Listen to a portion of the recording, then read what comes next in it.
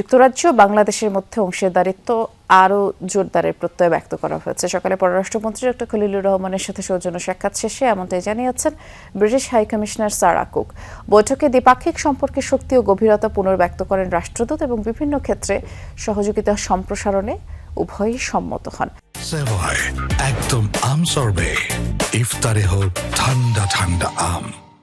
এছাড়া অর্থনৈতিক প্রবৃদ্ধি, অভিবাসন, নিরাপত্তা, জলবায়ু পরিবর্তন, ইন্দো প্যাসিফিক অঞ্চলের সহযোগিতা সহ যৌথ অগ্রাধিকার ভিত্তিক বিষয়গুলো নিয়ে বিস্তারিত আলোচনা হয় বৈঠকে।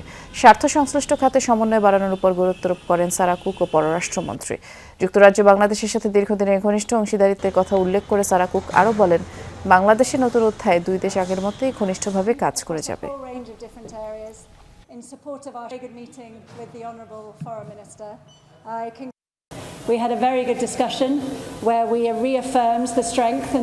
আজকের ফলপ্রসূ বৈঠকে যুক্তরাজ্য ও বাংলাদেশের অংশীদারিত্বের শক্তি পুনর্ব্যক্ত হয়েছে। রাজনৈতিক প্রবৃদ্ধি, অভিবাসন, নিরাপত্তা, জলবায়ু পরিবর্তন ও ইন্দো প্যাসিফিক সহযোগিতা সহ যৌথ অগ্রাধিকারগুলোতে সহযোগিতা বাড়ানোর বিষয়ে আলোচনা করেছি আমরা। আমি মনে করি দেশের নতুন অধ্যায়ে দুই দেশই ঘনিষ্ঠভাবে কাজ চালিয়ে যেতে আগ্রহী।